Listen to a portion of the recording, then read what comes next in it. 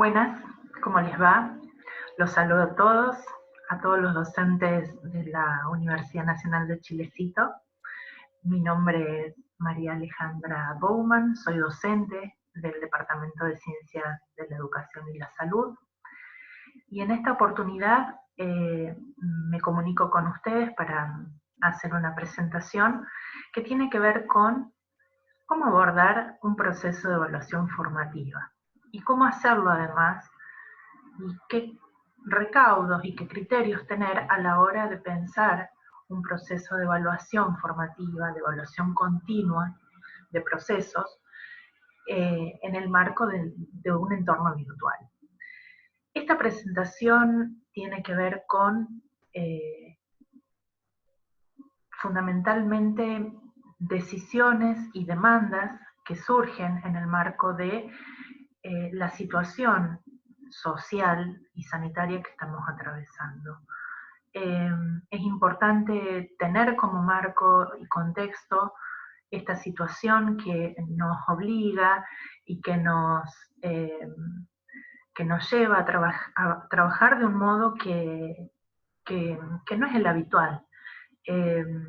Parecía que esta situación iba a ser provisoria y por lo que sabemos y por lo que escuchamos, el trabajo de enseñanza en entornos virtuales ha llegado para quedarse. Y entonces ahí tenemos un gran desafío en términos docentes y en términos de las condiciones de nuestro trabajo, pero también de las condiciones sociales y de vida de los estudiantes, de nuestros grupos de estudiantes. Quiero compartirles que esta es una primera comunicación, que vamos a abordar algunas cuestiones conceptuales importantes de base. Aquellos docentes que el año pasado hicieron el curso de evaluación formativa, probablemente este espacio les permitirá refrescar algunos contenidos y en todo caso quienes no estuvieron en esa oportunidad podrán hacer una revisión y una aproximación a lo que se entiende por evaluación formativa, por evaluación de procesos. Es importante para esto que establezcamos algunos puntos de partida, algunas preguntas de base y algunas orientaciones que nos permitan en una segunda comunicación, en una segunda presentación, abordar de modo más cercano algunos instrumentos particulares del aula virtual de nuestra universidad. En este sentido voy a compartirles una presentación PowerPoint que he elaborado para seguir un poco el hilo de esta presentación y focalizar en algunas temáticas que considero prioritarias y relevantes. Como les decía entonces, esta presentación tiene como título la evaluación formativa, orientaciones y criterios para trabajar en entornos virtuales, y toma como base los documentos, los tutoriales y todas las herramientas que la mesa de ayuda del TICE ha elaborado y ha generado para poder acercar estos procesos tanto para docentes como para estudiantes. Los propósitos, como les decía, es un poco revisar los formatos de evaluación tradicionales, que están muy presentes todavía en las instituciones educativas en todos los niveles. Asumir un posicionamiento que es la evaluación formativa como un componente del proceso de enseñanza y aprendizaje que debe ser continuo, que debe ser desde una mirada de mejora de los aprendizajes. Y por último, establecer algunos recaudos en los modos de evaluar en entornos virtuales.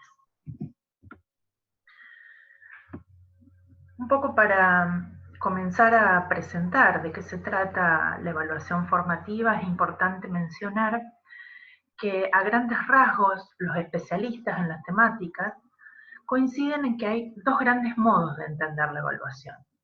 Una es la evaluación tradicional en relación y en diferencia a lo que entendemos por evaluación formativa. La evaluación tradicional tiene como objetivo y como buen resultado o como éxito del proceso que el alumno pueda repetir información, reproducir autores y fórmulas, memorizar, reproducir y repetir estructuras y formas tal cuales fueron enseñadas o tal cuales presentan los textos y las bibliografías. En contrapartida y en diferencia a la evaluación tradicional, que muchas veces ha sido de tipo sumativa, es decir, con una nota al final del proceso, entendida como algo que se hace al último, la evaluación formativa propone otro modo de entender la evaluación desde el inicio del proceso de enseñanza. Esto es, poder ir mirando las distintas actividades, las distintas tareas, las distintas propuestas que se generan desde la cátedra, desde el espacio curricular, para acercar y para generar procesos de apropiación del conocimiento en los estudiantes. En este sentido, el buen éxito, el buen resultado, tiene que ver con hacer uso de la información para resolver problemas, para plantear casos, para debatir, para emitir juicios, para argumentar, teorizar, integrar, relacionar, ejemplificar, entre otros desafíos cognitivos presentes en este tipo de enseñanza. Y además es importante dejar claro esto, no es posible pensar en la evaluación sin pensar en los procesos de enseñanza, en nuestras estrategias de enseñanza, en nuestras propuestas de enseñanza. Es algo que va de la mano y es algo que no se puede pensar por fuera de lo que es nuestra propuesta y hacia dónde queremos llegar y qué esperamos del estudiante en relación a lo que proponemos.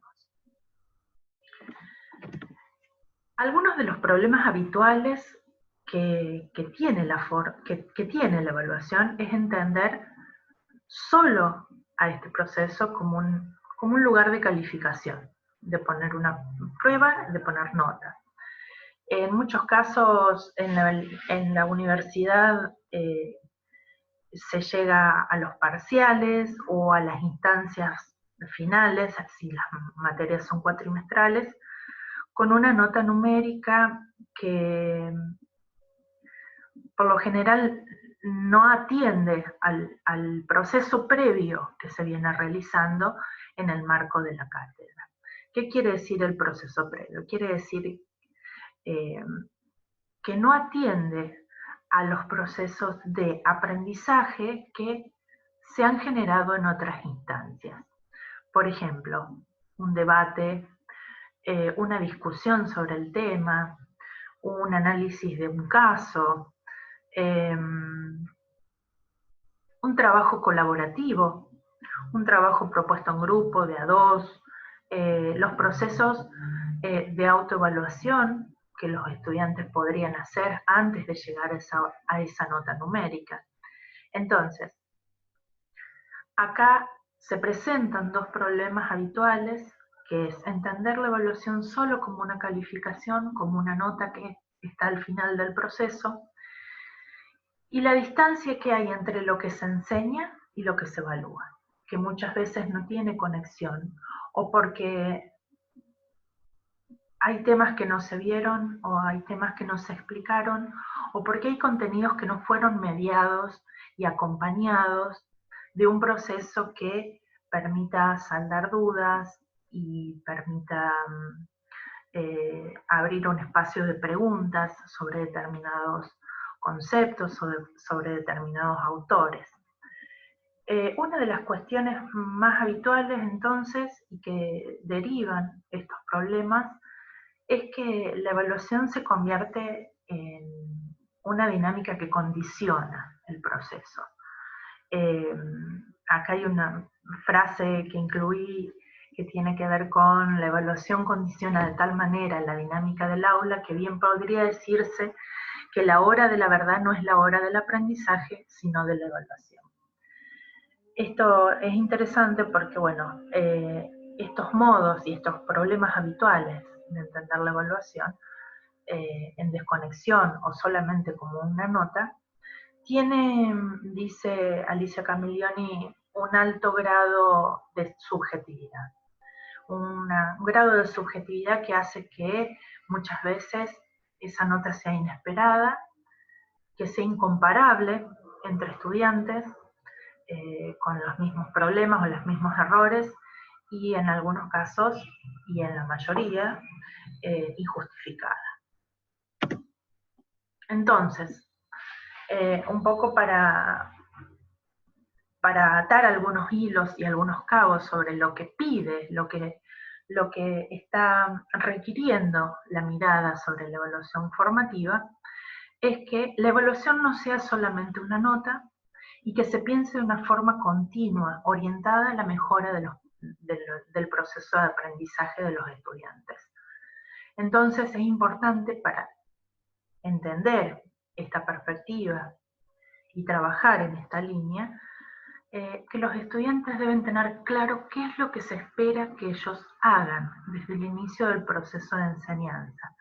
La evaluación no puede ser algo a develar al final del proceso con una nota, sino que debe estar desde el inicio del proceso claro qué es lo que se le va a pedir al estudiante, en qué momentos, con qué tiempos, y sobre qué recursos y mediaciones se va a ir trabajando para llegar a, a finalizar el proceso. Aquí hay algunas recomendaciones importantes que a mí me parecen que hay que establecer en relación a esto, y que es que no es posible evaluar de un modo que sea inesperado para los estudiantes. Entonces es importante planificar cuándo y cómo va a ser la evaluación. Si la evaluación va a ser con una calificación con nota, si va a ser una evaluación con una valoración cualitativa, si se va a priorizar la participación, si se va a priorizar la ortografía, si se va a priorizar la presentación en Word, si se va a priorizar la argumentación de un caso, si se va a priorizar qué es lo que se va a esperar de esa instancia. Por otro lado, comunicarla, decidir cuánto tiempo más o menos le va a llevar al estudiante leer, apropiarse de los materiales y estudiar.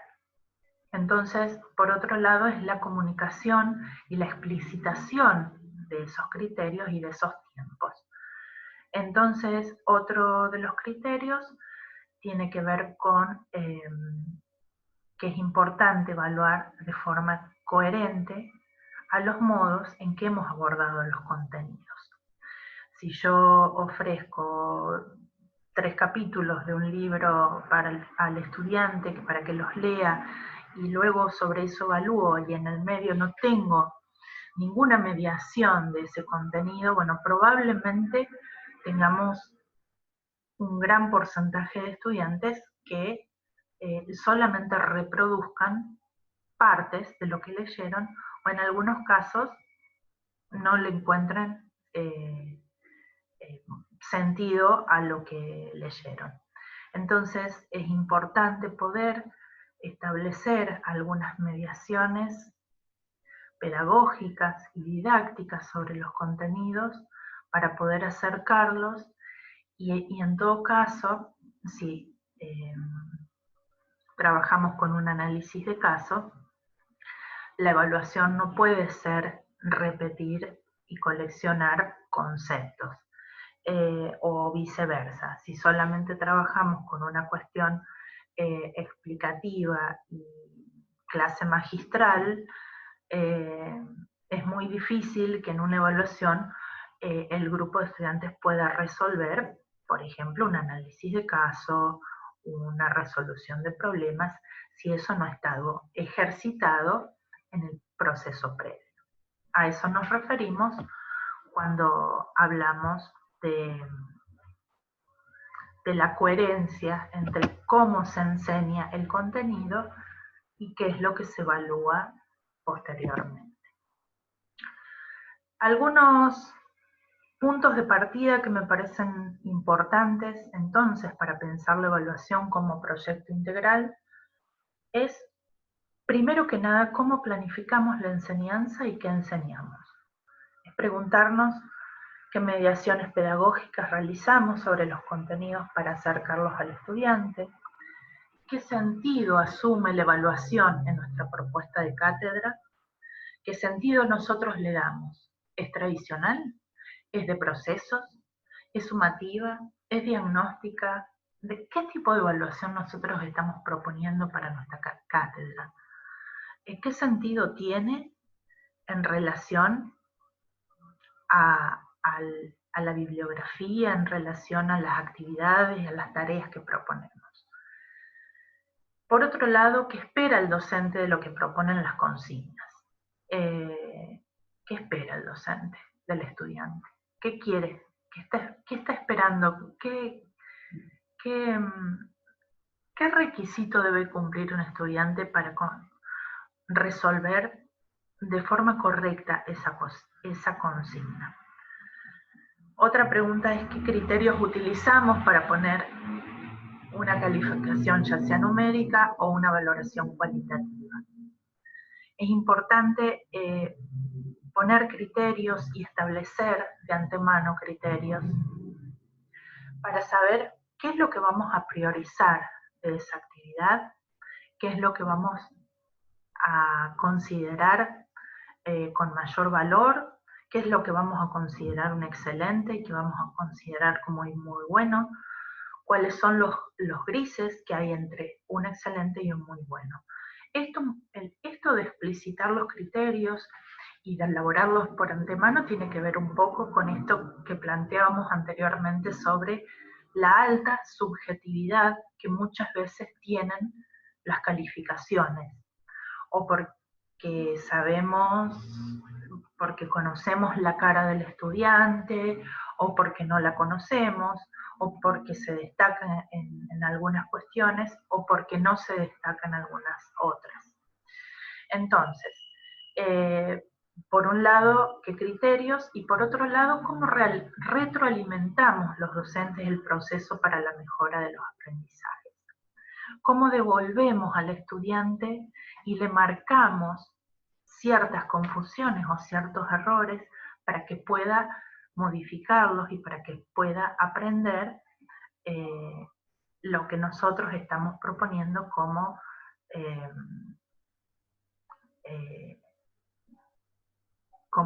contenido, como tema, como unidad, etc. Entonces, me gustaría, a partir de estos señalamientos, de estas preguntas iniciales que todos debemos respondernos a la hora de pensar un proceso de enseñanza y de evaluación, es tener algunos criterios y algunos recaudos para trabajar con entornos virtuales. Esto no significa que si no trabajamos, o sea, que si estuviéramos trabajando de forma presencial, no significa que no lo tengamos que hacer. Esto es lo que hacemos siempre, pero el entorno virtual nos exige una organización mucho más detallada, una organización mucho más minuciosa y la elaboración de muchas más herramientas que permitan comunicarnos con el otro, teniendo en cuenta que estamos en una relación de distancia, donde nuestro discurso, donde nuestra palabra, donde nuestro cara a cara, eso que hacemos en el aula, a través de la presencialidad, bueno, hay que suplantarla, hay que suplirla con otras herramientas. Hay que convertir entonces ese entorno virtual en un entorno que nos acerque al estudiante, que nos que acerque al estudiante al conocimiento y al contenido que estamos proponiendo. Uno de esos primeros criterios y recomendaciones tiene que ver entonces con que el proceso de enseñanza debe planificarse y organizarse detalladamente. Algunos ítems que he puesto acá y que tienen que ver con lo que les permite el aula virtual de la UNDEC es, bueno, presentar la cátedra, la presentación de la cátedra, los objetivos o los propósitos, la importancia de tener una bibliografía accesible en el aula virtual, digitalizada o con enlaces de fácil acceso, la importancia de establecer un cronograma de actividades, al menos en un primer cuatrimestre, si es anual, es importante tener claridad de qué se va a hacer, cuáles van a ser las actividades opcionales, cuáles van a ser las actividades de evaluación que se van a calificar, cuándo. Es importante además explicitar cuáles van a ser esos criterios de evaluación. ¿Qué quiere decir esto? Que si se va a hacer un seguimiento del proceso, hay que ver qué recursos y qué estrategias didácticas que nos ofrece el aula podemos seleccionar para hacer el seguimiento del proceso de forma cualitativa y también de forma cuantitativa. Esto quiere decir que tenemos que tomar muchas previsiones antes de embarcarnos en una propuesta de enseñanza en el aula virtual. Eso no quiere decir que no lo tengamos. Por lo general los docentes tenemos todas estas cuestiones ya resueltas. Lo que tenemos que hacer es hacerlo y compartirlo en ese espacio de aula virtual que tenemos en nuestras cátedras. Un segundo criterio que es importantísimo porque tiene que ver también con nuestras condiciones de trabajo docente, es atender las condiciones y posibilidades reales de acceso a Internet y a dispositivos tecnológicos de los estudiantes. Acá yo puse algunos ítems que tienen que ver con, bueno, ponernos en comunicación y contacto con el grupo de estudiantes, si no están en el aula, si no han sido matriculados, si tienen dificultades para acceder, si les cuesta aún manejarse con el aula. Digo, estas son cosas que le pasan al estudiante, pero también nos pasan a nosotros los docentes. Necesitamos un tiempo para conocer, para explorar, para ejercitar.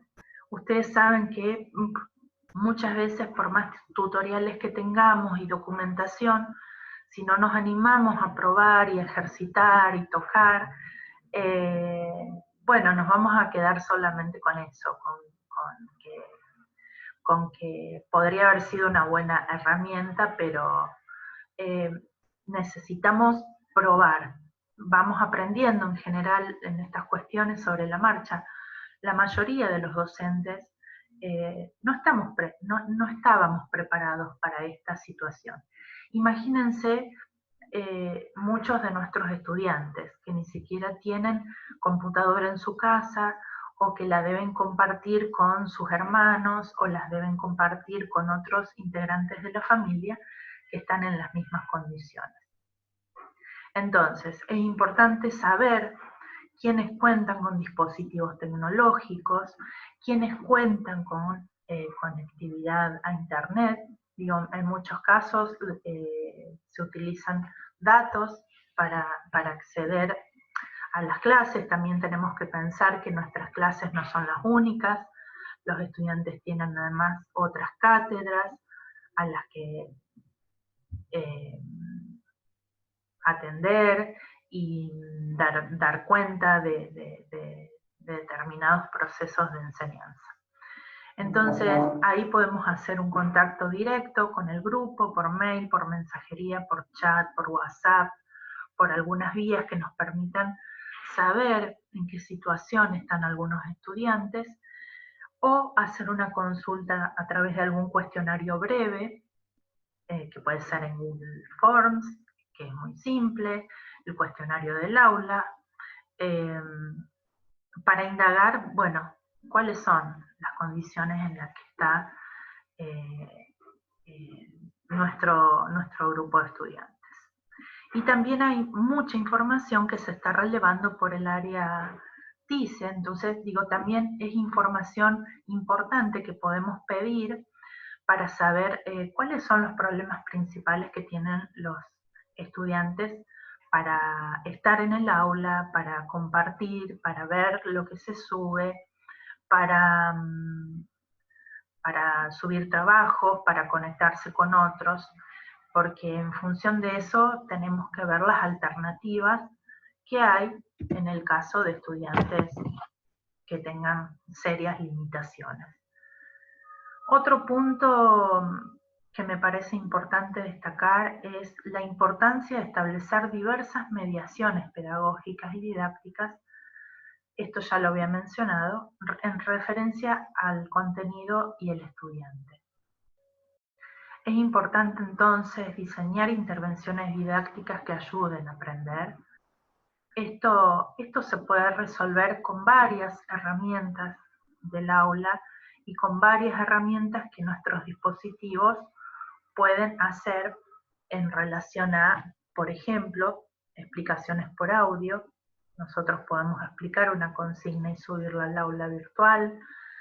Podemos realizar guías de lectura con claves de lecturas que permitan y faciliten el acceso a la bibliografía que le damos a los estudiantes. Grabaciones nuestras, grabaciones de nuestras clases, videoconferencia, digo, esta también puede ser un espacio de puesta en común, un espacio de planteo de dudas, ofrecer mapas conceptuales, plantear un foro de debates, digo, no en todos los casos y no de forma compulsiva debemos hacer todo y usar todos los recursos, pero sí pensar que cuando uno acerca la lectura, cuando uno propone determinados textos, determinados contenidos, es importante establecer mediaciones, acercar eso a través de preguntas, a través de debates, a través de discusiones, a través de una puesta en común, a través de una síntesis, a través de una orientación clara, una recomendación sobre cómo leer ese texto o cómo buscar información adicional sobre el autor o sobre determinadas cuestiones que les parezcan a ustedes necesarias.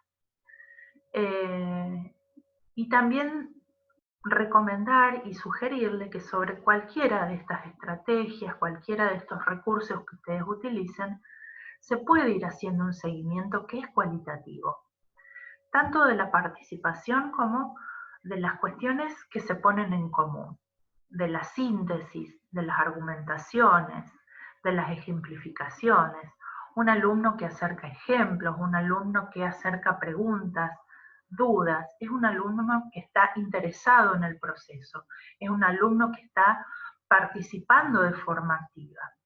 Y en este sentido, digo, en el marco de la evaluación formativa es importante hacer este seguimiento de cómo los estudiantes se van moviendo a través de nuestras propuestas, de nuestros recursos, porque eso nos va a permitir ir ajustando y viendo qué es lo que funciona, qué es lo que no.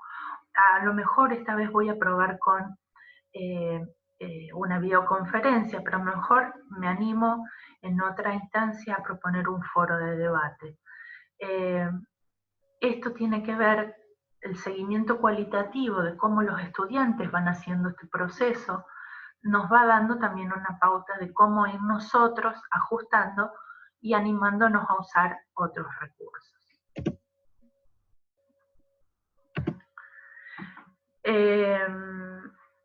En cuarto lugar, vuelvo sobre un tema que es muy importante y tiene que ver con elaborar y publicar los criterios de evaluación sobre las actividades solicitadas. Esto quiere decir que, por un lado, hay que avisar con tiempo, con días de anticipación, cuando hay actividades que se van a calificar con nota numérica. No puede haber menos de 10 días de una semana a la otra una evaluación. Tiene que estar planificada, el estudiante tiene que tener por lo menos 15 días para estudiar. Eso depende de cada materia, de cada cátedra, pero es importante además que se prevea cómo va a ser la recuperación de esa actividad y en qué instancia el docente va a hacer la devolución sobre lo que hay que mejorar. ¿Va a ser una instancia grupo total, en general? ¿Va a ser una puesta en común? ¿O va a tomar algunas cuestiones del trabajo y va a hacer un comentario, por ejemplo, sobre eso? Es importante saber cómo se va a dar ese proceso de retroalimentación, sin el cual la evaluación formativa no existiría como tal.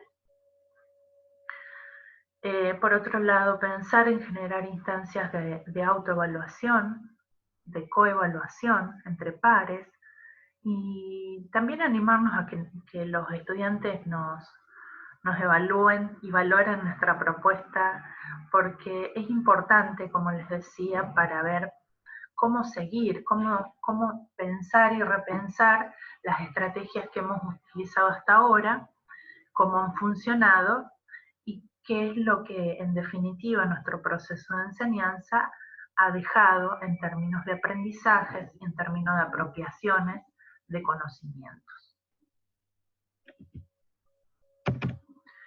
Por último, señalar que enseñar y evaluar en aulas virtuales, redes sociales o correo electrónico no es lo mismo, que cada entorno ofrece distintas herramientas, tiene distintos recursos y habilita distintos modos de comunicarse con el estudiante. Entonces es importante ahí conocer el grupo de estudiantes, sus limitaciones, conversar con ellos acerca de cómo será el proceso de enseñanza y de evaluación, y en ese marco cada docente es el que determina y elige las estrategias y los recursos con los que va a trabajar. Esto es algo que es una decisión que se toma en función de la materia, que se toma en función del grupo de estudiantes y por supuesto de las condiciones del trabajo del docente. Por otro lado, decirles que si la herramienta o el recurso solo da la posibilidad de calificar de forma numérica, que no nos quedemos solamente con eso, sino que podamos avanzar en una mirada más cualitativa del proceso en relación a la producción de los estudiantes. Digo, tenemos la oportunidad a lo mejor de leer con detenimiento y señalarle los logros en el mismo trabajo, o abrir un foro estrictamente de compartir algunas dificultades que los trabajos han tenido en general, si son de forma, si son cuestiones conceptuales. Tenemos además la posibilidad de ofrecer apoyo cuando nos parece que hay confusiones importantes, y que eso al final del proceso probablemente lo haga fracasar, digo, fracasar entre comillas, en relación a una propuesta de calificación cuantitativa. Bueno, no me quiero detener más, ni explayar más. Me gustaría entonces señalar que en los procesos de evaluación formativa es importante repensar toda nuestra propuesta de enseñanza. La evaluación formativa se sostiene además en la explicitación y en los acuerdos sobre los criterios de evaluación. ¿Cómo se hace esto? Bueno, pensando qué escala voy a utilizar, ¿Qué voy a contemplar en esa escala? ¿Cómo voy a comparar en qué casos voy a poner un 10 y en qué caso voy a poner un 9? ¿Qué diferencias hay entre un 10 y entre un 9? Digo, son todas preguntas que tenemos que hacernos. Y por otro lado, los criterios, hay distintos modos y distintos recursos, desde rúbricas, protocolos, eh, escalas. Bueno, ahí hay mucho para revisar, mucho para ver. En todo caso, en una segunda presentación, en una segunda comunicación, vamos a ver en detalle algunos de estos recursos. Digo, bueno, ¿cuáles son los criterios que tenemos nosotros? Es importante ponerlos por escrito, pero también explicitarlos al estudiante de antemano. El cronograma, además, es fundamental para llevar adelante un proceso de evaluación formativa. Y bueno, esto, decirles que no pierdan de vista la situación que estamos atravesando, que no pierdan de vista el proceso de enseñanza, que en la nota no van a encontrar solamente evidencias del éxito del aprendizaje, sino que lo van a ir encontrando en el camino, en la participación, en el encuentro a través de distintas herramientas, digo, sincrónicas o asincrónicas. Eso es otro elemento que hay que ver y que pensar.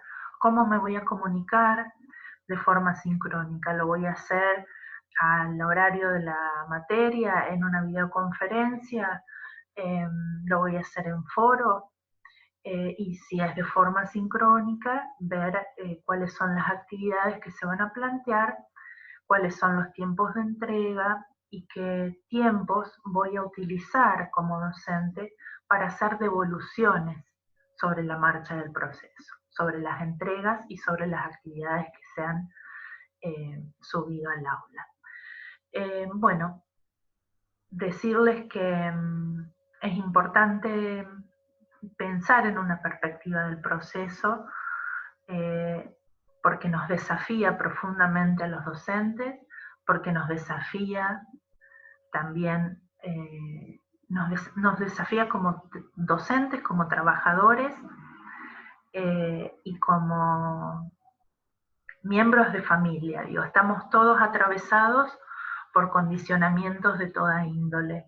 Entonces, bueno, pensar un poco en las condiciones de nuestro trabajo y también pensar en la situación particular de vida de nuestros estudiantes. En muchos casos sabemos que tenemos estudiantes por primera vez en la universidad, que hacen una carrera universitaria, familias que por primera vez tienen un integrante en la universidad y que han ingresado en estas circunstancias. Estudiantes que tienen que trabajar en celulares, con con toda la dificultad que eso implica. Así que bueno, invitarlos a pensar, a repensar esta propuesta de evaluación formativa, estos recaudos que hay que tener y estas recomendaciones para trabajar en entornos virtuales. Y bueno, decirles que el proceso sigue adelante, vamos a trabajar un gran tiempo en esta lógica, así que es importante seguir pensando cómo hacer, cómo trabajar, darnos nuestros tiempos y sobre todo animarnos a ensayar y ejercitar el uso de los recursos que el aula nos propone. Bueno, los saludo entonces con un fuerte abrazo a todos y nos vemos en la próxima oportunidad, en la próxima comunicación.